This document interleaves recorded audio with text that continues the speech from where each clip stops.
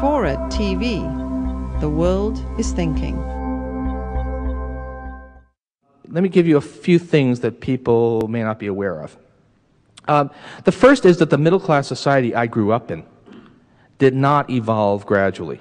You might think that there was the era of the robber barons, and then gradually America turned into the America of Ozzie and Harriet, whatever, that it gradually evolved into this middle-class society. That is not what the data or the available stories tell us. What they tell us is, in fact, that as far as we can tell, the Gilded Age lasted right through the 1920s. America, on the eve of the New Deal, was very nearly as unequal as it had been in the 1890s. And that the middle-class, relatively egalitarian society was created in a very short period of time, between the late 1930s and the end of World War II. The economic historians call it the Great Compression, because the income differences got compressed. And it's as important a story about 20th century America as the Great Depression, which we all know about, though it's much less told.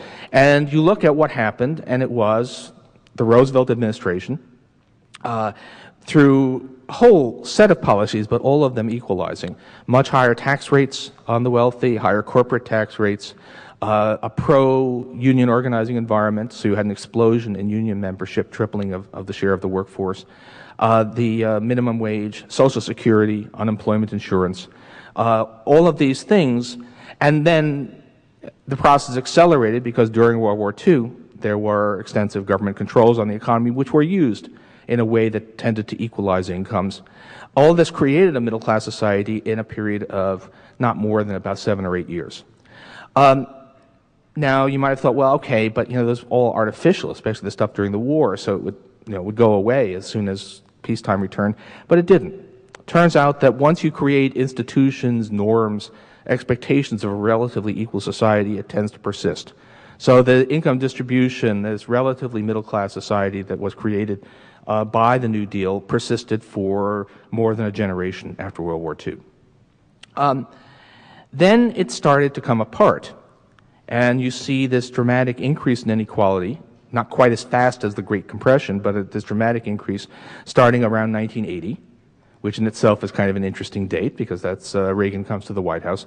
And it turns out that the increase in inequality in the United States is unique to the United States. So other advanced countries have not seen anything like it. The closest thing you can see to the U.S., to this unequalization that's taken place in the United States is in Britain during the Thatcher years, which again is itself a little bit revealing. And nothing remotely, you just look at the charts and we are off the charts in terms of this increase in inequality.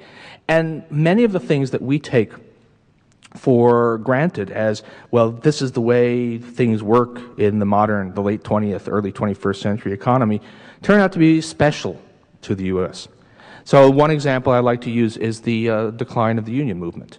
We all know that unions are outmoded and you can't, it's global competition and all that. Except, well, here's a comparison people don't know. In the 1960s, Canada, that's, the country up there, they almost speak the same language, eh? But anyway, in the 1960s, Canada and the United States had roughly the same percentage of their workers in unions, about 30% in both countries. Today, Canada still has almost 30% of its workers in unions.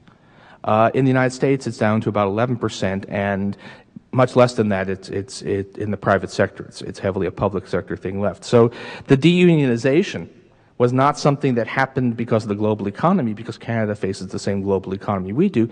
It was something that happened here. And how did it happen? Well, when you look into it closely, you discover that it was political. Basically, Ronald Reagan, above all, though it started before him, declared open season for union busters. During the 1980s, about 1 in every 20 workers who voted for a union was illegally fired. And the reason, sure, we're less of an industrial society, but there's no inherent reason why giant service sector companies, the iconic corporation of the 60s was General Motors, the iconic corporation of today is Walmart. There's no inherent reason why those companies should not be unionized. In fact, similar enterprises are in the rest of the world, but because The shift to a service economy took place in an environment in which politicians, the dominant political forces, said it was okay to bust unions in the way that people had in the 1920s. We've had this dramatic decline in unionization in the United States. So it is not, and that in turn has all kinds of ramifications for the income distribution. So I can talk about it at some length, but there's a lot of reason to believe that politics has driven this dramatic increase in inequality. Sure, technology is there, globalization is there, but it is very largely political. I should say one more thing. There's a view on inequality that you hear all the time, which is, well, it's all about the increased demand for skills for education in the modern world economy. And there's no doubt something to that, but if you actually look at the numbers, the huge growth in disparities has not been between the college educated and the non-college educated.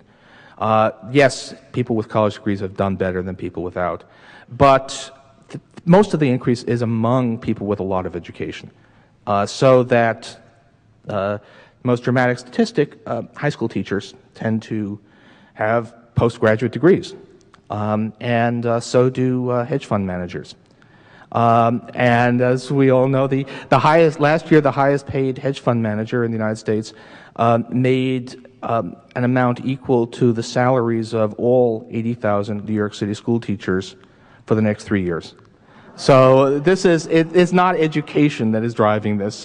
It's not that simple.